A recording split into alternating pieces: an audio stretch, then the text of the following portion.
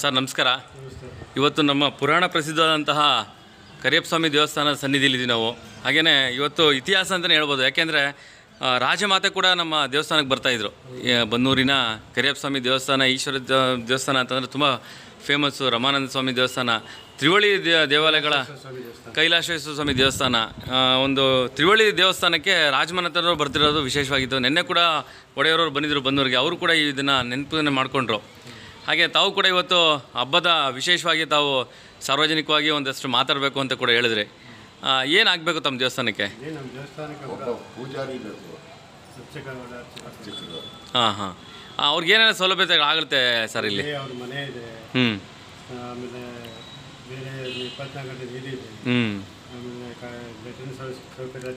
ಎಲ್ಲ ಮೂಲಭೂತ ಸೌಕರ್ಯಗಳು ಚೆನ್ನಾಗಿದೆ. ಮೂಲಭೂತ ಸೌಕರ್ಯ ಎಲ್ಲ ಇದೆ. ಆಮೇಲೆ ಅದು ಈ ದಿನ ಮಂಗಳಾರತಿ ದುಡ್ಡು ಅದೇ ಅರ್ಚಕರಿಗೆ. ಹೌದು. ಮತ್ತೆ ಭೀಮ್ ಅಮಾವಾಸ್ಯೆಯಲ್ಲಿ 2 ದಿನ ಬಿಟ್ರೆ ಇನ್ನು ಬಾಕಿದು ಎಲ್ಲ ಮಂಗಳಾರತಿ ಬರೋ ಕಾಸೆಲ್ಲ ಅವ್ರಿಗೇನೆ.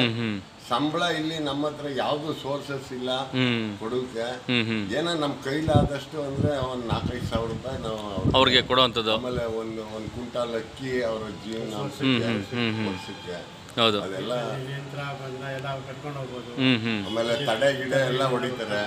ಅದನ್ನೆಲ್ಲ ನಾವು ಕೇಳೋದಿಲ್ಲ, ಅವರೇ ಹಿಡಿಕೋಬಹುದು. ಹೌದು. ಯಾಕೆಂದ್ರೆ ಇದೊಂದು ಪ್ರಚಾರ ಮಾಡಿದಾಗ ಏನಾಗುತ್ತೆ ಅಂದರೆ, ಯಾರೋ ಒಬ್ಬರು ಅನುಕೂಲತೆ ಇರೋರು ಅಂಥವ್ರು, ಮೂಲಭೂತ ಸೌಕರ್ಯ ಕೊರತೆ ಇರೋವಂಥವ್ರು ಬರಲಿ ನಮ್ಮ ಕರಿಯಪ್ಪ ಸ್ವಾಮಿ ದೇವಸ್ಥಾನದ ಒಂದು ಸನ್ನಿಧಿಗೆ ಅವ್ರು ಬಂದು ಅವರ ಒಂದು ಕಾಲ್ಗುಣ ಇನ್ನೂ ಜನ ಬರೋಂಗಾಗುತ್ತೆ.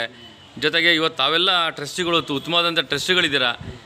ಅತಿ ಹೆಚ್ಚು ಇವತ್ತು ಪ್ರಚಾರ ಮಾಡಿರುವಂಥದ್ದು ಇಡೀ ರಾಜ್ಯದಲ್ಲಿ. ಇವತ್ತು ಬೇರೆ ಬೇರೆ ಜಿಲ್ಲೆಯಿಂದ ಬರುವಂಥ ನಮ್ಮ ಕರಿಯಪ್ಪ ಸ್ವಾಮಿ ದೇವಸ್ಥಾನಕ್ಕೆ ವಿಶೇಷವಾಗಿ, ಅದರಲ್ಲೂ ಅಮಾವಾಸ್ಯೆ ಹುಣ್ಮೆಗಂತೂ ತುಂಬ ಜನ ಬರ್ತಾರೆ. ಇಡೀ ರಾಜ್ಯದ ವಿಶ್ವಕರ್ಮ ಜನಾಂಗ ಏನಿದೆ ಅವರು ಇಲ್ಲಿಗೆ ಬರುವಂಥದ್ದು ವಿಶೇಷವಾಗಿ ನಾವು ನೋಡ್ಬೋದು. ಹಾಗಾಗಿ 3 ದಿನಗಳ ಜಾತ್ರೆ ನಡೆಯುವಂಥ ಒಂದು ಪುಣ್ಯಕ್ಷೇತ್ರ ಇದು. ಅವ್ರು ಇದ್ದವರು ಇಲ್ಲಿ ಹೋಯ್ತಾ ಇರ್ಲಿಲ್ಲ. ಅವರು ನಾವೇ ಅವ್ರನ್ನ ಕಳಿಸ್ಬಿಟ್ಟಿದ್ದು.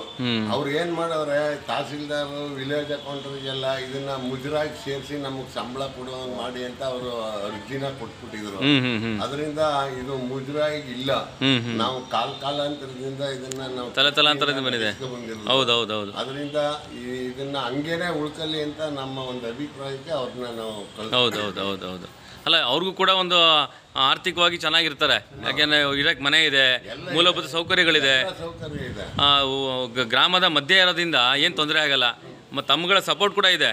ಎಲ್ಲ ಥರ ನಮ್ಮ ಬಂದಂತಹ ಯಾರು ಇಲ್ಲಿ ಅರ್ಚಕರು ಬರ್ತಾರೆ ಅವ್ರಿಗೆ ತುಂಬಾ ಅನುಕೂಲತೆಗಳಿದೆ ಇಲ್ಲಿ. ಮತ್ತು ನಮ್ಮ ಬನ್ನೂರಿನ ಜನತೆ ಬಹಳ ಸಾಧುಗಳು, ಜೊತೆಗೆ ಎಲ್ಲ ಸ್ಥಿತಿವಂತರು, ಅವ್ರಿಗೇನ ಕೊಡುಗೆ ದಾನಗಳು. ಹಾಗಾಗಿ ಏನೇನೋ ಒಂದು ಸಹಾಯ ಮಾಡ್ತಾನೆ ಇರ್ತಾರೆ. ಅವರು ಪೂಜಾರಿಗೆ ವರ್ಷಕ್ಕೆ ಇಲ್ಲಿ ಟ್ರಸ್ಟಿಗಳು ಅವ್ರಿಗೆ ವರ್ಷಕ್ಕೆ ಒಂದೊಂದು ಸಾರಿ ಟ್ರಸ್ಟಿಗಳು ಅವ್ರ ಕೈಲಾದದ್ದೆಲ್ಲ. ಹೌದೌದು. ಸುಗ್ಗಿ ಕಾಲದಲ್ಲಿ ಒಂದಷ್ಟು ದವಸ ಧಾನ್ಯ ಎಲ್ಲನೂ ಕೊಡ್ತಾರೆ ಇದ್ರು, ಹಿಂದೆನೂ ಕೊಡ್ತಾ ಇದ್ರು, ಈಗಲೂ ಹಂಗೇನೆ ಕೊಟ್ಕೊಂಡು ಬರ್ತಾ ಇದ್ದಾರೆ. ಹೌದು.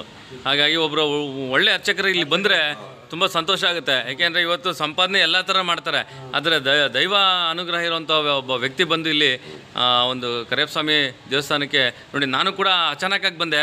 ತಾವು ವಿಚಾರ ಹೇಳಿದ್ರಿ, ತಾವು ಆ ಥರ ಭಗವಂತ ಯಾರನ್ನೊಬ್ರು ಕರ್ಸ್ಕೋತಾನೆ.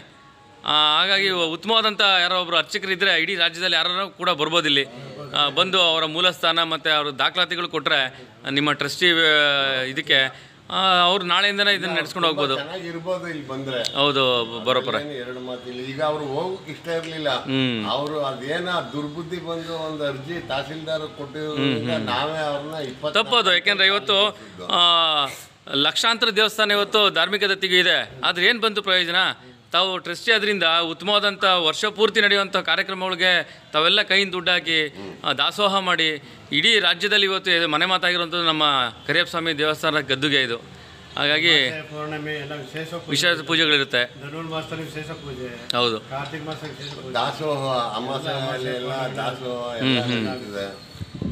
ಹಾಗಾಗಿ ಇವತ್ತು ಅಂಥ ಯಾರನ್ನ ಪುಣ್ಯಾತ್ಮರು ಬಂದರೆ ಅನುಕೂಲ ಅಂತ ತಾವು ಹೇಳ್ತೀರಾ.